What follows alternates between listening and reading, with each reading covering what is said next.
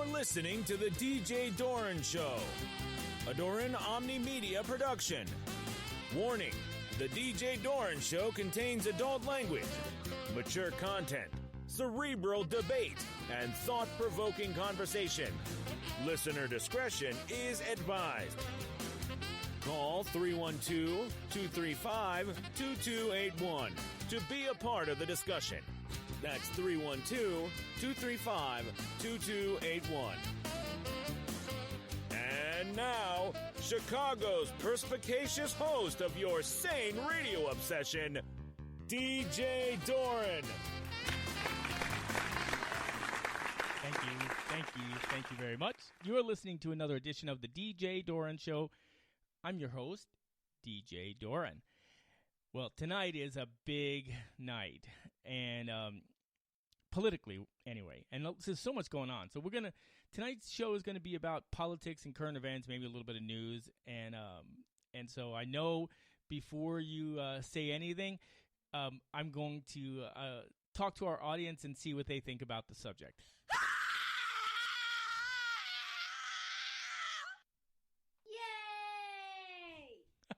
Well, now that we've polled our audience and we know that we're on the right track, there's so much going on today, so I don't even know where to start. So I'm just going to start with two things. One is we now know that tomorrow President Donald Trump is going to be acquitted by the Senate. That's a foregone conclusion. After a year of investigations and the impeachment process and all of this, we have him by the balls. He's guilty. There's no way we're going to lose. It has now come down to that he's going to be acquitted tomorrow. The day after today, and today is the date of the Iowa caucuses. And the Iowa caucuses for the Democrats are interesting. So there are four main candidates that we're watching. Joe Biden, of course, Bernie Sanders, Pete Buttigieg, and Elizabeth Warren. There's a couple of others, but those are the four main ones. And I'm going to give some predictions on the show that of what I think is going to happen. So the first thing is I think Bernie Sanders is going to win the Iowa caucuses. Right? I think he's going to win, and it's going to give him some momentum, and he's also going to take that momentum, go into the New Hampshire caucuses, and win those. And Joe Biden is now going to have to make up the difference and try to regain his momentum after that. And I thought it was funny because one of his senior campaign spokesmen issued a statement earlier today that said the Iowa caucus is just the beginning, not the ending of the campaign, and not the full, basically sort of managing expectations, saying even if Joe loses in Iowa, it's just the beginning. But you know how that all goes. People are going to look at that, and the optics of it is going to be, he's vulnerable. There's blood in the water, right? So that's going to happen. So I predict that Bernie Sanders is going to win. I think Joe Biden will be second. I think Pete Buttigieg will be third, and Elizabeth Warren has a sketchy potential for fourth. That's how I predict the Iowa caucuses are going to go tonight. So tomorrow, the headline is going to be Bernie wins in Iowa. I predict that. So we'll see what happens, but I think that's going to happen. And then also tomorrow, the Senate will vote on impeaching Donald Trump, and he will be acquitted. And I predict that it will be straight down along party lines, although I do think there are going to be some Democrats that are going to waffle and may flip. And Lisa Murkowski just came out and said that she is not going to vote for impeachment. So all of the potential swing voters swung, but they all swung to Donald Trump, not to the Democrats. So, but I think that there are going to be some Democrats that are also going to be like, I'm jumping off this sinking ship now. I don't want to be tied to this going into the 2020 election. So I predict that will be a big thing. But I'm sorry, I said tomorrow. I meant Wednesday. Tomorrow, as if this can't get any crazier, President Donald Trump is going to give his State of the Union address in front of Congress. And then the next day he's going to be acquitted. So he's going to go into the Congress and give the State of the Union address. And what I'm hoping and what I've heard so far is that it's going to be all about positivity and, forward thinking and, really uplifting and all of that. I can't even imagine that he is going to be Pollyanna.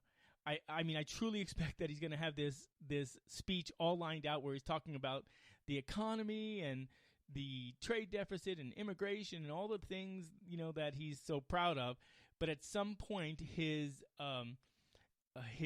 personality is going to snap, and he's just going to veer off script, and he's going to take some jabs at Nancy Pelosi, Chuck Schumer, Adam Schiff, and Jerry Nadler. And I can only imagine what the Congress is going to. I fully anticipate that some of the Democrats are just going to get up and walk out. I mean, you cannot make this stuff up. If I wrote a show about this, you would never believe that it would be true. And yet here we are living it. And I was telling someone today that I think it's interesting because it boils down to this. He doesn't give a shit. He doesn't give a shit what the Democrats think. I don't even think he gives a shit what the Republicans think. He doesn't give a shit. So he just goes to Congress and he's in his own little world and he thinks his own things and does his own things, and he doesn't really care what anybody thinks about him. And so in a way, that's where he gets his power.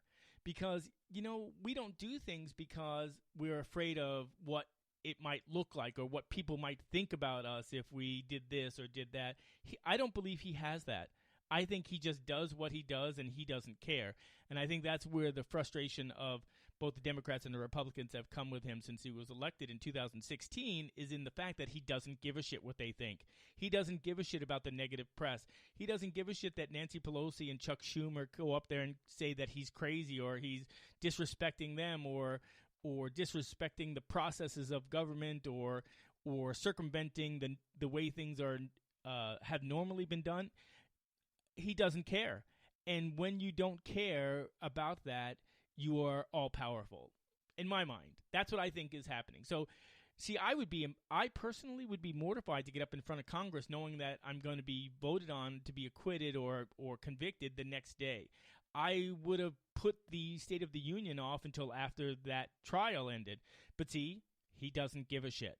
So he's going to go right into their nest knowing that they hate him, knowing that a week prior they said all this nasty stuff about him and his administration, and he's going to give an optimistic, upbeat, forward-thinking State of the Union, which is going to further make them look horrible.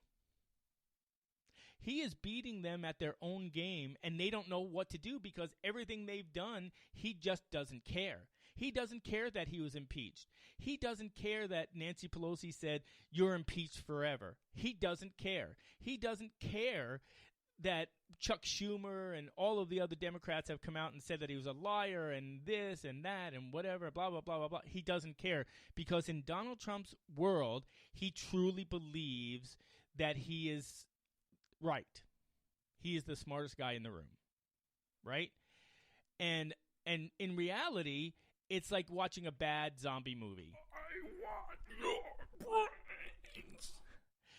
And unfortunately, that zombie is starving in the Oval Office. So, but that to me, that's my take. People always say, I don't understand how he can do all this or how he can survive all this and whatever. And they analyze all the different things and what, all the different reasons, the potential reasons of why they think he is surviving this. I think it is very simple and straightforward. He doesn't give a shit. His whole playbook is, I'm going to do what I think is best for this country, and I don't give a shit what you think or do. And so far, he has won at every turn. And because I think, I'll use the Democrats specifically in this particular case, but it's not exclusively to the Democrats. It's to the Republicans as well, where they said, you can't do that. And he says, I don't give a shit, and he does it. And then they don't know how to react. Because how do you react when you tell someone, don't put your hand over the flame on a stove, and they do it anyway? Right?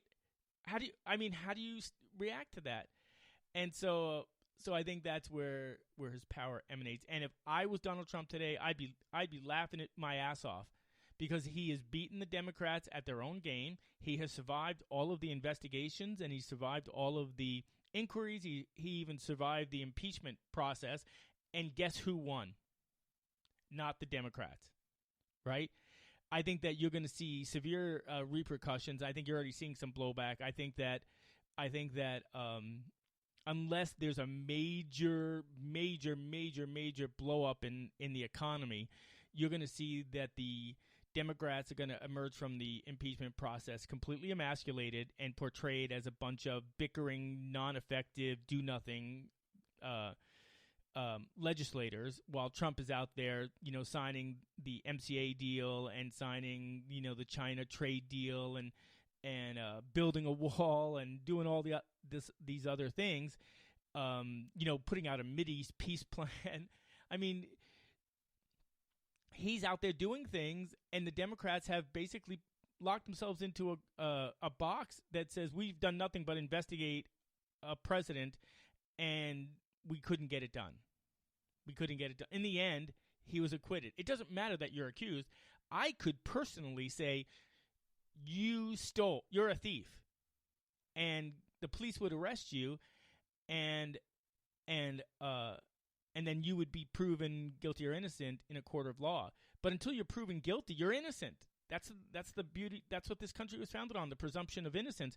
But I think where the Democrats made their biggest mistake is they've made so many mistakes. I mean, that's a whole other show. I could go 3 shows with all of the mistakes that I think they've made over the last year. But the one of the mistakes is, no, you're guilty, and now you have to prove your innocence. That is outrageous. That is outrageous to most Americans, including myself. You don't have to prove your innocence. The prosecution has to prove your guilt. And by the way, they have to do that beyond a reasonable doubt. So this has been just a topsy-turvy thing, and I think it completely backfired on the Democrats. And you're going to see that in here's another prediction. Subject to a major economic meltdown, Donald Trump will be reelected in a landslide, and the Democrats will either lose the House or they will lose their majority and be completely emasculated, in my opinion.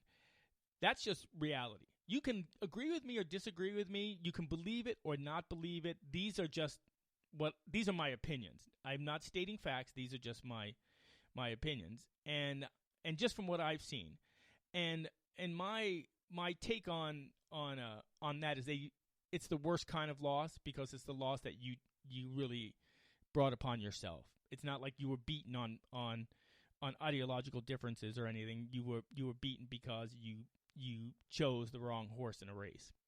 So anyway, that's all going to happen. So this week's going to be amazing, news-wise, because tonight I think is going to be interesting. I think Bernie Sanders is going to be happy. I think Joe Biden is going to be like, I better get my ass in gear. Pete Buttigieg, he's in the best spot possible. There are low expectations for him. So if he just maintains a third position, he wins. There is no lose for him. Now, if Warren jumps ahead of him, I think that could be optically kind of challenging. But even if that happens, that's not going to be the death knell for him. But I think that it's going to be a challenging time for Joe Biden, because I think that if he loses Iowa, he's also going to lose New Hampshire. So he's going to have, right out of the starting gate, 2 losses right at the beginning of the race, which could end up solidifying his Donald Trump's moniker for him, which was Sleepy Joe Biden and all of the kind of slip-ups. So I think that's what we're going to see tomorrow. And then, of course, I, like so many others, are going to tune in to watch the reality show now called the State of the Union, the State of the Union address. I will be super surprised if Donald Trump acts presidential and delivers an optimistic and upbeat message about the state of the country without getting in a few jabs at the people that tried to impeach him. Could happen. Could it happen? Yes, it could happen. I could also win Powerball tomorrow, too. So all those things could happen. And then, of course, Wednesday will be a shit show, because when he is acquitted, and he will be acquitted, the news media are going to go batshit crazy. Batshit crazy. All sorts of conspiracy theories. There was one senator that proposed, I think it was Joe Manchin, who proposed, okay, if we can't impeach him, I at least want the Senate to censure him. Well, no, you don't get to get acquitted and then keep punishing the guy like he was convicted. Take your loss and move on. That's what should happen. But these guys are bitter. These are tough times. So so that's going to happen on Wednesday. And so by Friday, I'm pretty sure that I'm going to be completely exhausted talking about all this stuff. But listen, this is the state of politics. This is where we are. This is where we are now. And as an American citizen, as all American citizens, what we try and do on the DJ Doran Show is just sort of give as much opinion, as much fact as we possibly can so that you can be educated about what you're hearing, what you're seeing, and more importantly, what you're talking about.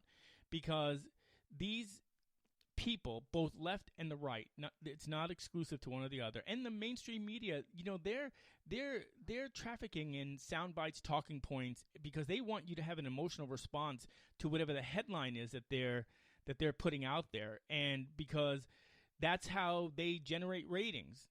Now, I hate to sound cynical, but that's just the way it is it's up to us to educate ourselves about the topics that we're interested in or that we're passionate about, so that we are reacting to the truth, not to what someone else tells us is the truth.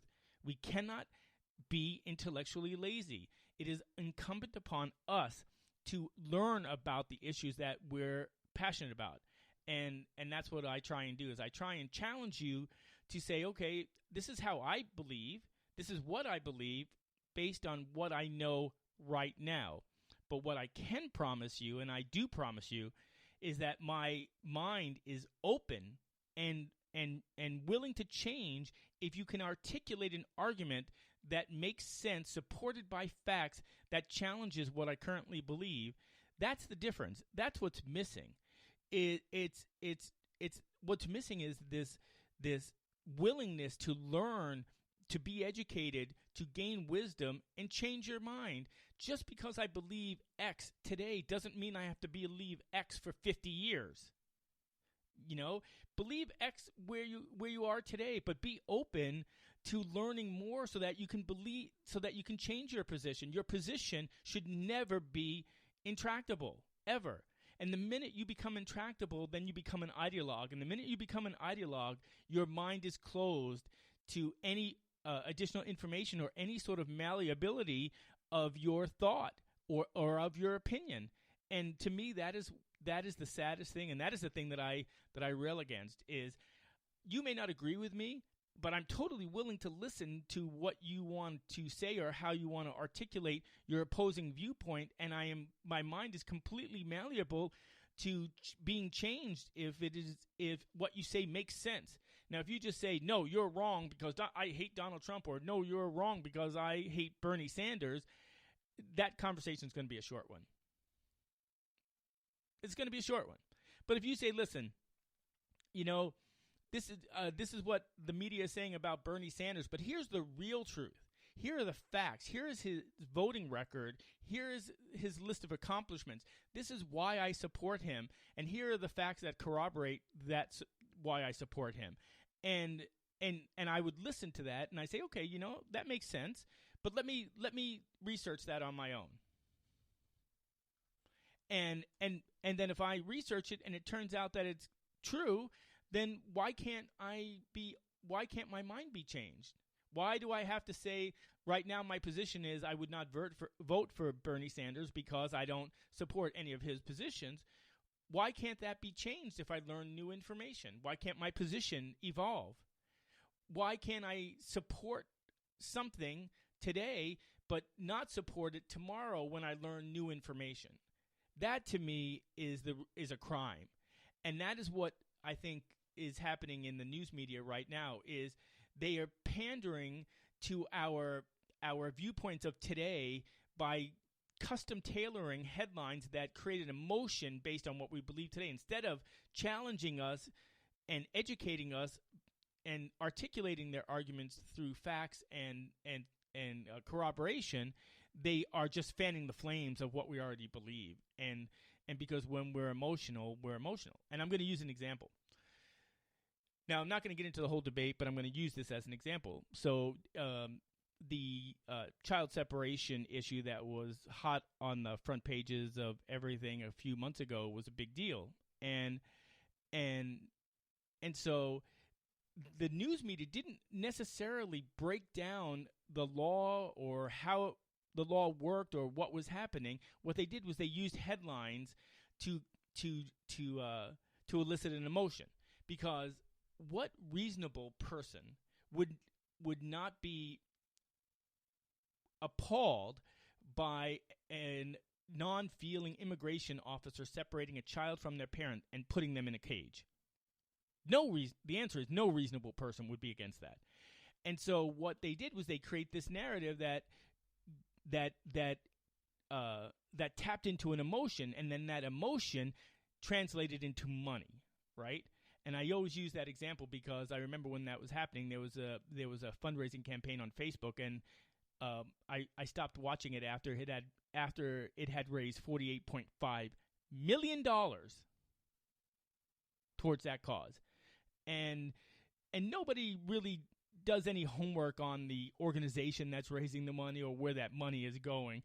But what they do is they say, I can't do anything, but what I can do is I can write a check, and that'll make me feel better, and that'll make me feel like I am voicing my distaste for what the United States is doing. So I'm going to write a $50 check or a $100 check or a $10 check or a $2 check or whatever it is and donate, because that's what happens. And these organizations raise tons and tons of money. And when I did a little bit of homework about that, I realized that most of this money goes to these political organizations. They go to political organizations. They're lawyers and such.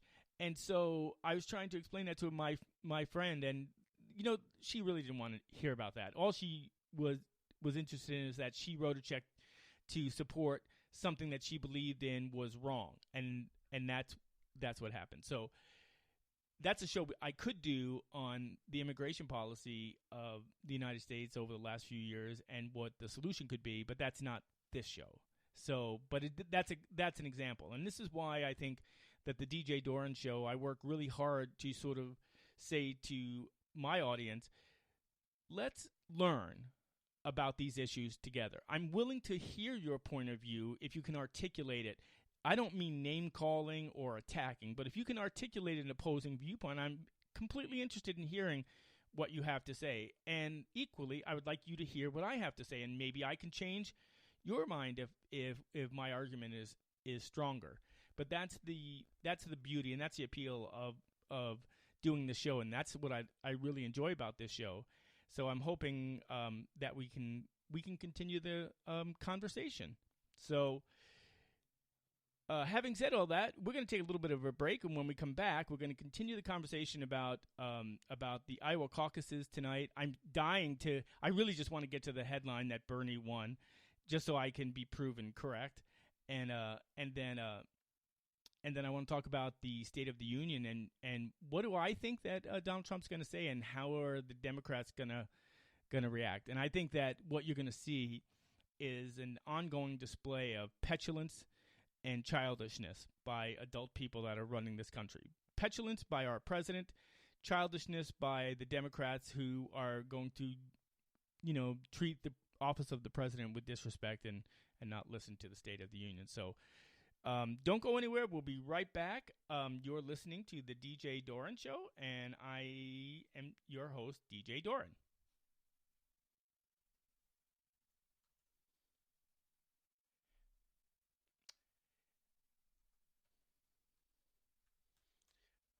We have to fix that. My screen keeps going in the middle of it, so we'll have to edit all this out. Thank God we're recording. Where am I at here? You're listening to the DJ Doran Show. Don't go away. We'll be right back. Call 312-235-2281 to speak to DJ.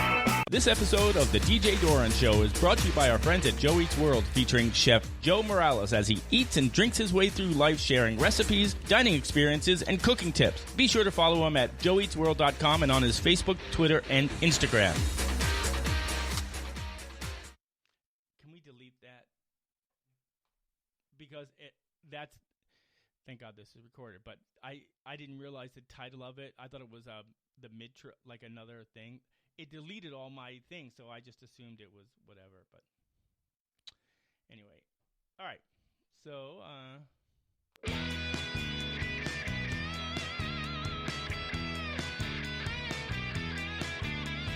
I'm so far away, and I can't see for good. all right. Well, we're back. You're listening to the DJ Doran Show. We had a little bit of a technical issue, but I think we got it figured out now. So we're talking about a lot of things that are going to be happening this week. The Iowa caucuses are going on right now, and when you wake up tomorrow morning, I'm almost certain you're gonna see the headline: Bernie wins Iowa,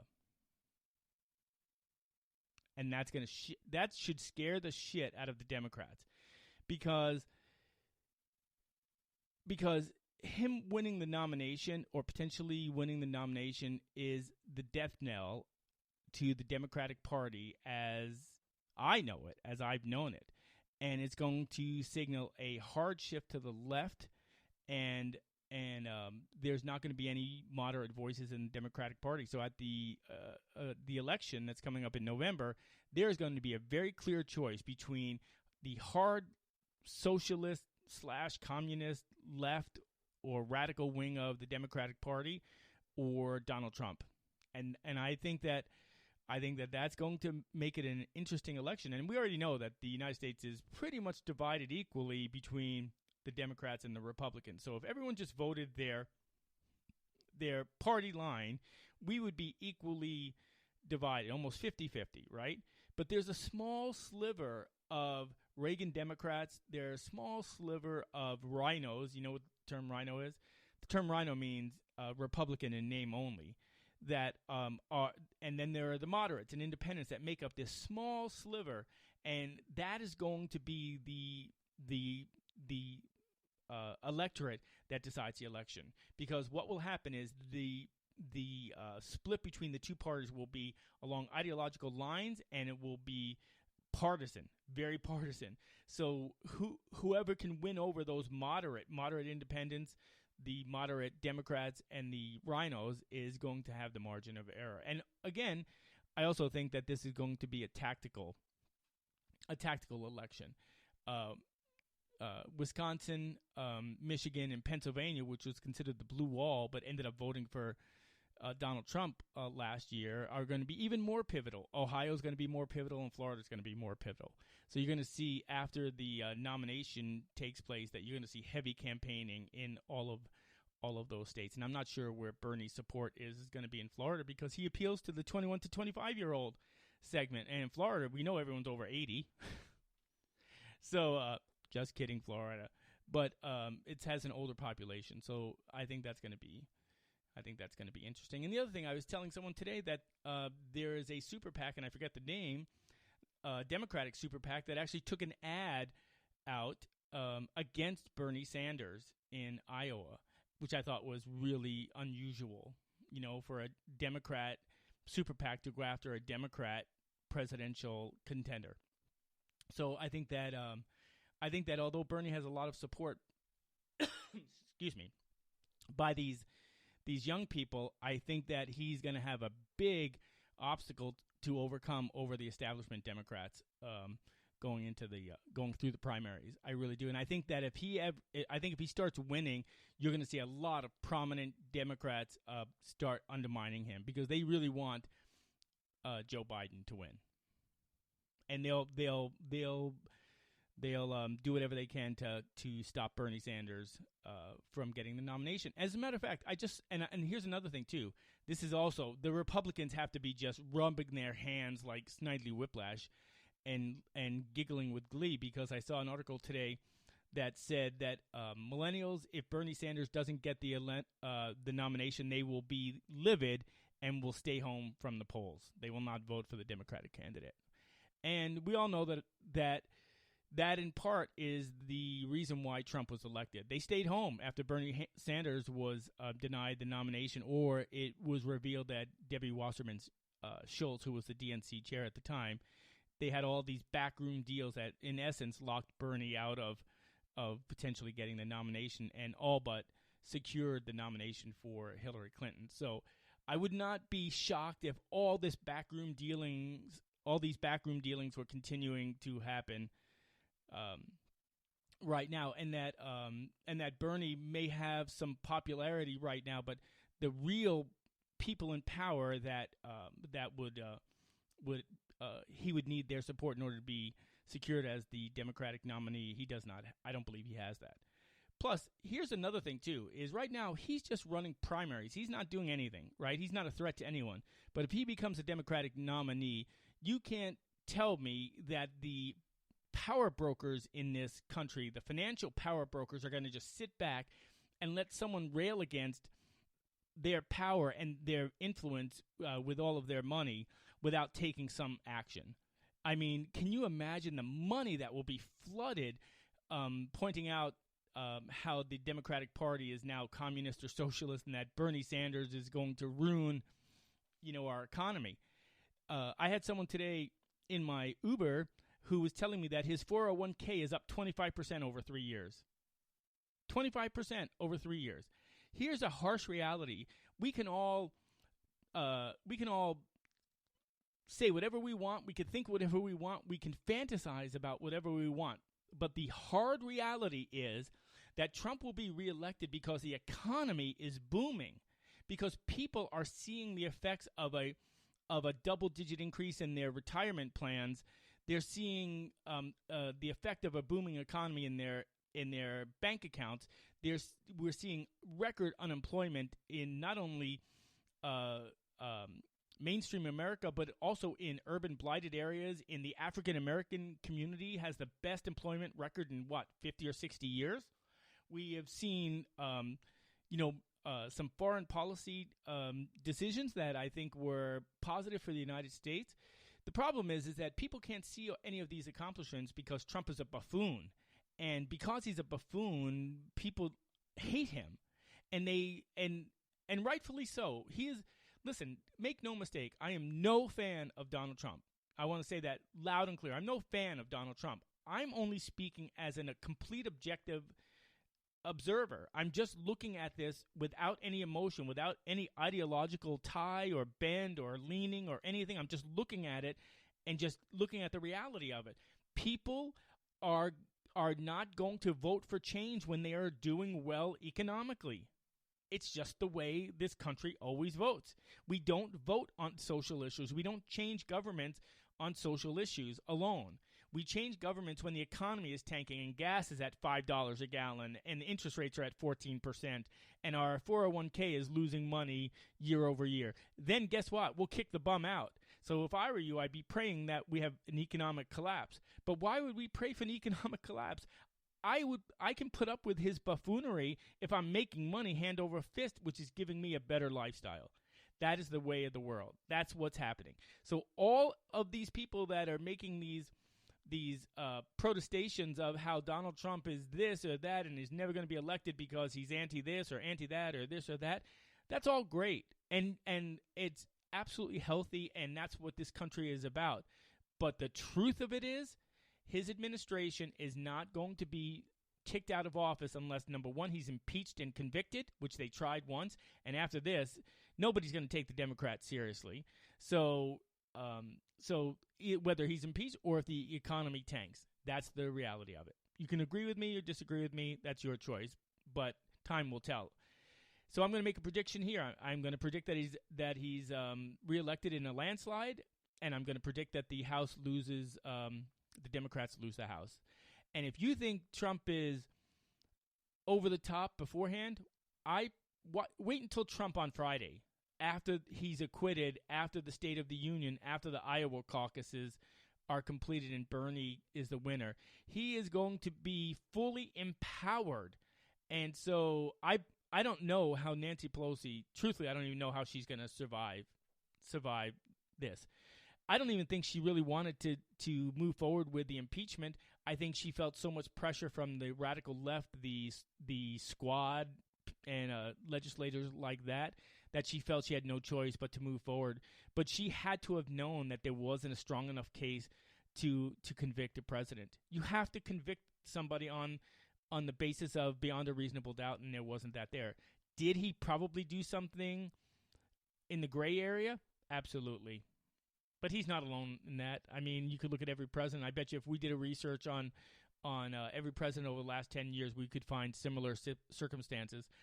And I never bought the idea that there was a quid pro quo for investigations, because even the president of Ukraine said that he felt no pressure. He didn't even know the aid was held up. And if the person who was supposed to be harmed, number one, was not affected, number two, did not know that he was even potentially being harmed, how can there be a crime?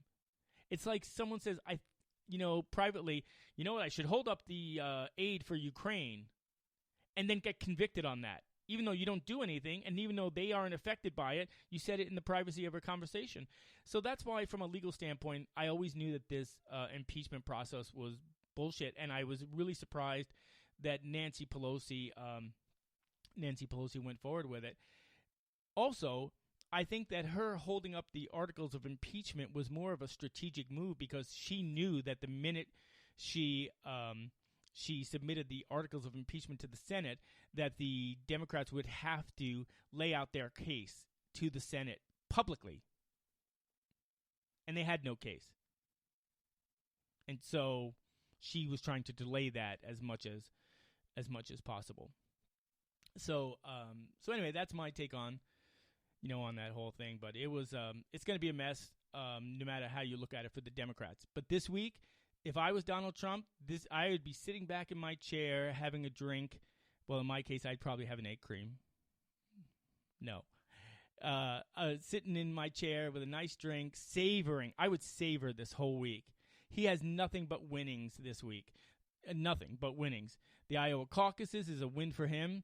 If Bernie Sanders wins, which I believe he will, he's going to be acquitted, and he's going to give a State of the Union. And you know what I was saying to someone today is, like, he has no shame. Like, if you were charged and went through an impeachment process and people were saying all these nasty, shitty things about you, would you go to their house and be their guest speaker? I'd be like, fuck you, I'm not doing that. But he doesn't care. Again, I go back to, he doesn't give a shit. He is going to go to the House tomorrow and give a State of the Union address, and in essence stick his thumb in their eye in their own house. And Nancy Pelosi is going to be sitting right behind him. And I wonder if she's going to do that, stupid clap that she did at the last one. But I think the whole time the camera should be on her facial expressions. But Trump's going to be up there. He's going to be like savoring this victory, and he's going to be telling the Congress everything good that he's done and everything good that his administration has done. And I'm sure Nancy wants to say, "But you're impeached for life, bitch." But she's just going to sit there instead and grinding her teeth. She's going to have to go to the dentist, I think, after the State of the Union address. But so. I just totally drew a blank right there, but I think that after this week is going to be such an interesting week that there's not going to be any shortage of things to talk about on our next show. Now, I want to talk about I want to switch gears, and I want to talk about another thing that happened today that I think is pretty significant, and I think it's very sad. So, conservative talk show host Rush Limbaugh announced at the end of his show today that he has stage 4 lung cancer. And I don't know too much about lung cancer, but I do know that the survivability rate is pretty darn low, and there is no stage 5. So I Christopher Reeve's wife died of that, and she didn't even smoke. Did you know that? Did any of you know that? Dana Reeve did not even smoke cigarettes, but she had stage 4 lung cancer, and she died pretty quick. So I'm going to assume that Rush Limbaugh doesn't have a lot of time. But I don't think there's any agree with him, disagree with him, doesn't matter. I don't think there's anybody that has ever been more impactful to talk radio than Rush Limbaugh. And his voice has been on the airwaves for 30 years. and the absence of his voice, whether it's temporarily or permanently or both, is going to be felt. It's going to be felt in a big. Whoops, sorry, I hit the wrong button, and anyway.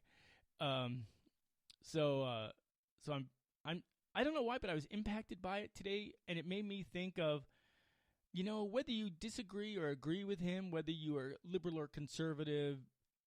I saw some comments that were pretty nasty, like saying he got his just desserts and karma's a bitch and all that, which really just makes me nauseous that we are that way, that humans can be that way.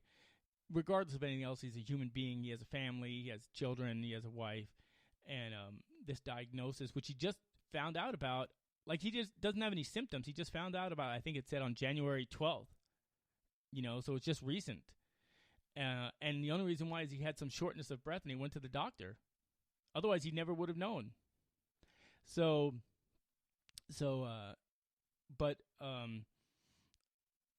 But I just, it made me think about how precious life is, and how no matter how powerful we become, no matter how wealthy we become, no matter how influential we become, cancer especially knows no boundaries.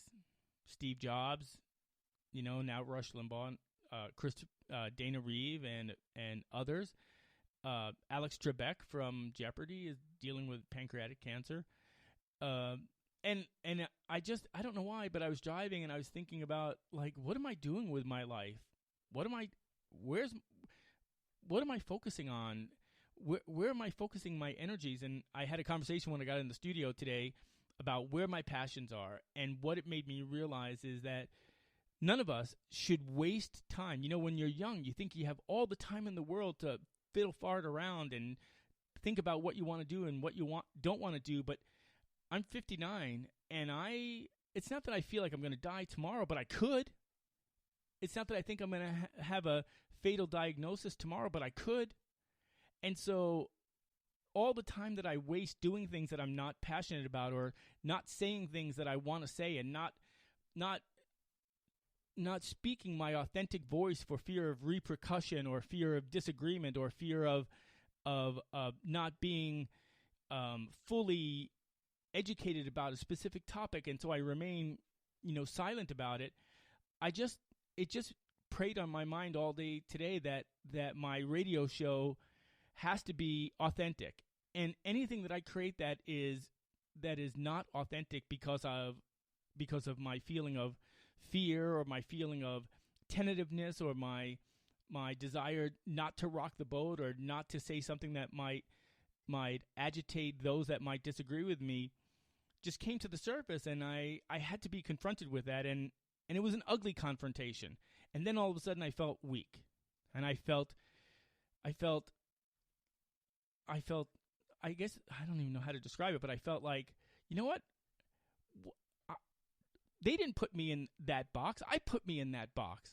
I keep putting myself in that box.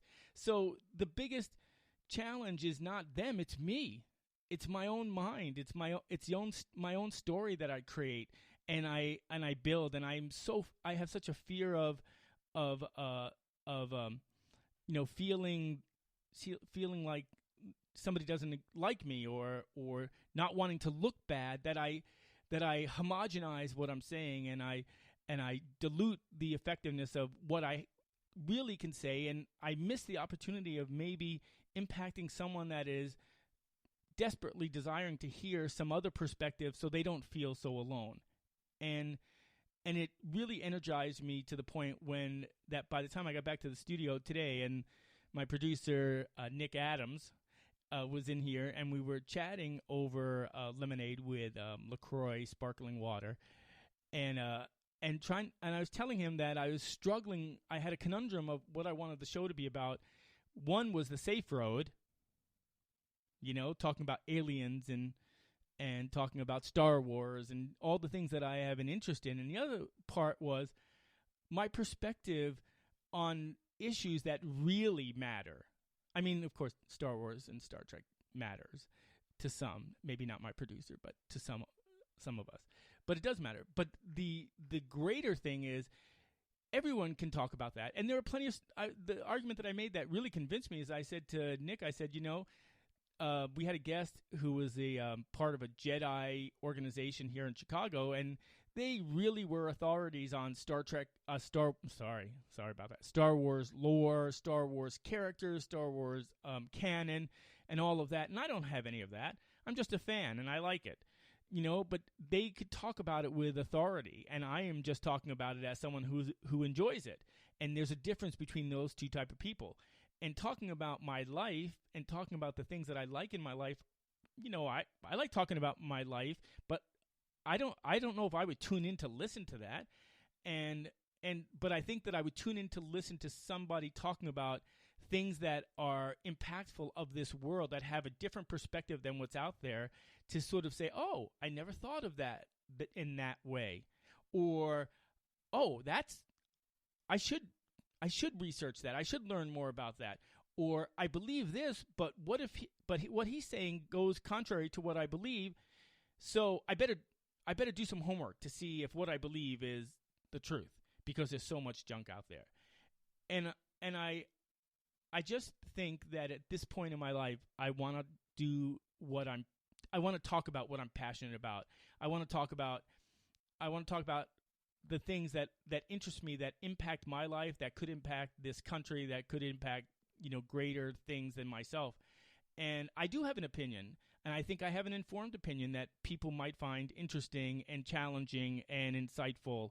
And if I can have a positive impact on even one listener that says, hey, because of listening to your show talking about this subject, I did some research and my mind was changed, that to me is the real power of talk radio. It's not just talking at you. It's not just debating at you. It's not just challenging you. It's having a cerebral discussion, a thought-provoking discussion that helps us both gain a greater understanding on our path towards greater wisdom. Because in the end, isn't that the reason why we listen?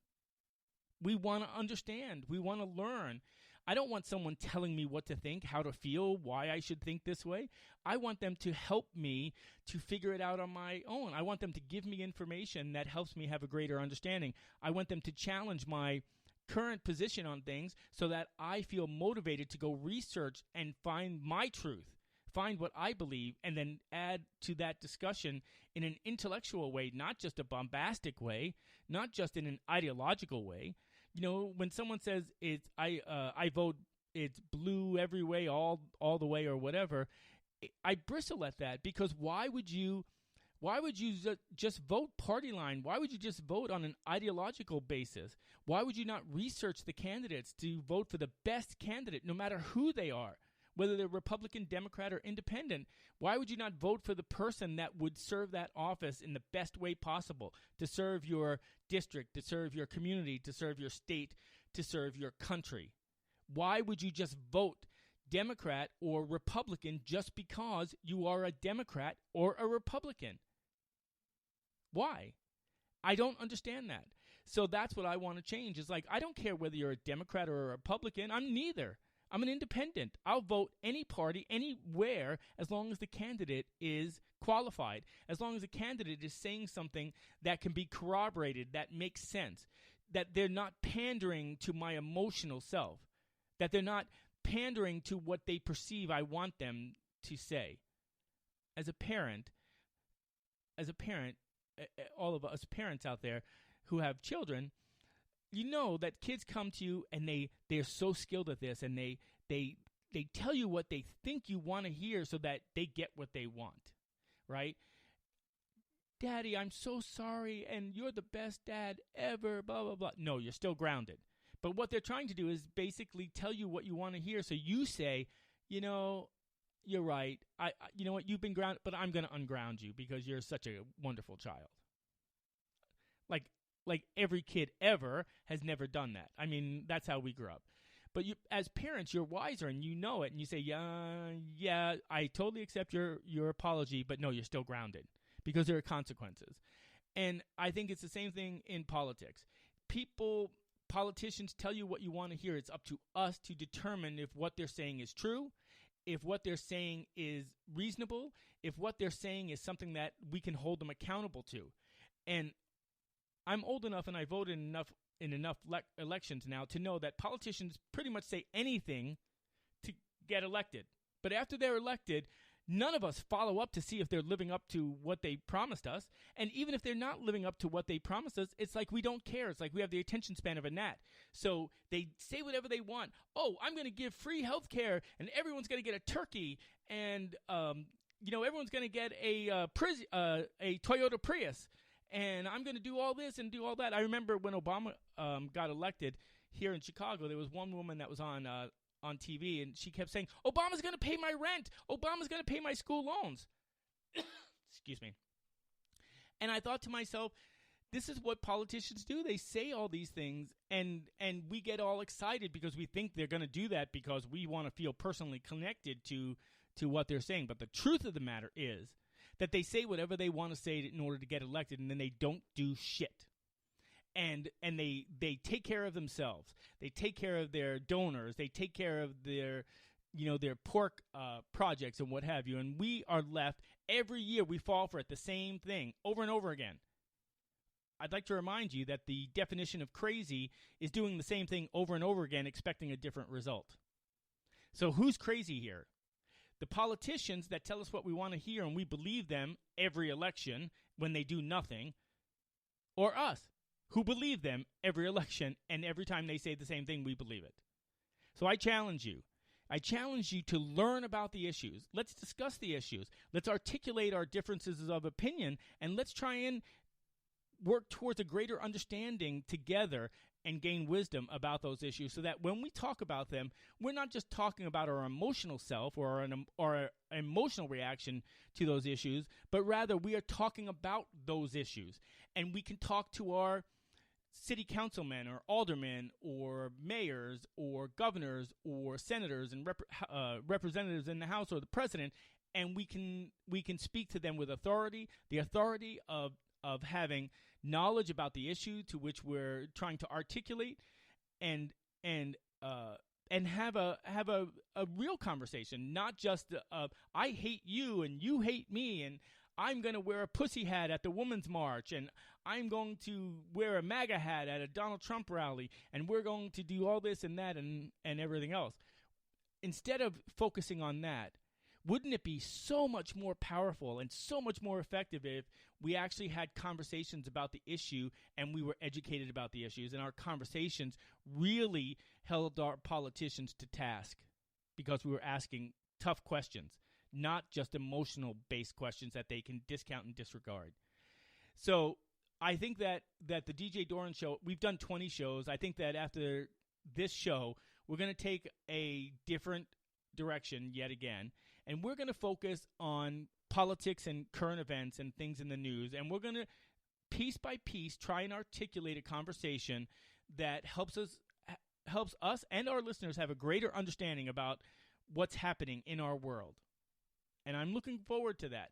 And it is a little bit scary because I know that a lot of people really hold on to their ideological beliefs because it makes them feel safe. And they don't like to be challenged. Who likes to be challenged? But our show is a safe space. I'll make it a safe space. So your no matter what your opinion is, it doesn't matter as long as you articulate it in a civil and respectful way. I will listen to every opposing viewpoint. I don't want just people that agree with me to be a part of the show or to listen to the show. I want people that don't agree with me to be motivated and be inspired to learn more about the issue that we have a disagreement about. And maybe, just maybe, two things will happen. One, you will be changed because you will learn something that will change your heart and mind. Or two, you will change me, and I will be inspired to by debating with you, and my heart and mind can be changed, because I want to make this really clear, and I want this to be the defining core of this show. Nobody's opinion is etched in stone. Nobody's understanding is etched in stone. As human beings, we learn every day new things. We learn every day to change old behaviors. We learn every day that what we believe yesterday is not what I believe today, and that's okay. Where I think a lot of mainstream media, politicians and others, they want you to believe that what you believed 10 years ago is what you need to believe today. And who among us is the same person today that we were 10 years ago or 20 years ago? I say to people, and I mean it, that if I was held accountable for what I did 20, 30 years ago, I'd be screwed. Because I am nowhere near that person. I had nowhere near the life experience or the wisdom back then, so I made stupid mistakes. So just because I made a mistake 20 or 30 years ago or 5 years ago, every day, every moment of your life should be a learning process, an evolving process, not just in your body. We all get older, although I will say that my husband doesn't get older. He stopped at 39. But we all get older. Our bodies change. Our physical beings change. But and we can't stop that. But we can. So why can't we strike that? Why can't we let our mind have the same luxury? Think about that. If you think about all the debates and all the consternation that we see on social media with people having these massive debates about things, it's all about facts, right? One person has one set of facts. They believe it's the totality of the truth. And another person has another set of facts, and they believe that their version is the totality of their truth. But there's no discussion. There's no sharing of those facts for a greater understanding. And so as a result, there's an impasse. And so when someone doesn't have the ability to articulate a valid argument, they debase it down to, the most common denominator, and that is just you're just a fascist, or you're just this, or they're name calling, or something that has nothing to do with the argument. I'm just saying is, hey, let's have a conversation. Let's talk about this issue, right? I'll use an example. You like Bernie Sanders? That's great. Tell me why you like him. I'll tell you why I don't. And maybe we'll both learn something. I'll learn something from your facts. You'll learn something from my facts. But here's the cool thing about facts is we can have opinions about those facts, but it doesn't alter the fact. I use this analogy, and I'm going to use it here, and then we're gonna take a break for the last segment of the show, and that is Apple, right? My husband loves Apple products and loves Apple, right? I'm not such a fan. I like the ease of it, for the most part, but it's more like joining a cult. When you buy an Apple product, you join a cult. You pay a premium to belong to the Apple cult. But I don't love Apple, right? But I have a MacBook Pro, and I'm looking at my MacBook Pro right here. So my husband, if he was here, he'd sit across from me, and he's like, I love Apple. I love Apple. I love Apple more than I love most humans. And that would be a truth. That would be his opinion. My opinion is I hate Apple. It's an overhyped company. It's overexpensive, and it's a cult. But I use it because I have no choice because I joined a cult, right? But it doesn't change the fact that what's sitting in front of me is a MacBook Pro. Joe thinks one way about Apple. I think another way about Apple, but the fact is that this is a MacBook Pro. So in my show, you can argue your opinion, and you're entitled to your opinion. It doesn't matter. I have my opinion based on what I know, but it doesn't alter the facts. If we present facts, the facts are static. They are what they are, whether you like it or not, whether you believe it or not, if they're facts. That's what's important. If you really want to have understanding, then you start with the facts. Here are the facts. What is your opinion? Here are the facts. What is my opinion? How can you have your opinion if these are the facts? How can I have my opinion if these are the facts? That is the debate. That is the awesomeness of a conversation. That's an awesomeness of the conversation. And there may be times where the facts are immutable, but our opinions are just too different. And we have to agree, you and I, that, okay, I agree that these are the facts, but my opinion about the fact is different than yours, and we'll just agree to disagree. And guess what? There's nothing wrong with that. That's part of the journey. That's part of the intellectual journey. So I hope that you've enjoyed the show, and I hope I didn't get on my soapbox for too long, but that was a quick hour, right? But we have so much more to talk about, and then tomorrow is going to be so interesting. So I'd love for you to follow the show. You can find us on Spreaker.com, Apple Podcasts, Google Podcasts, Stitcher. We're even on iHeartRadio. Just look for the DJ Doran Show. Follow us on social media on Facebook, Twitter, and Instagram. Give us a like, give us a follow, tweet us, or whatever. But we would love to have you subscribe to the show and join the conversation. So until next time, it's been my pleasure to spend this hour with you, and I look forward to spending additional hours with you in the near future. Oh, one final programming note. Beginning with our next show, we're going to extend our show from 1 hour to 1.5 hours. And that'll give us more time to talk about the things that we love to talk about and give people a chance to chime in. So until then, have a wonderful evening. I'm DJ Doran. I'll see you next week.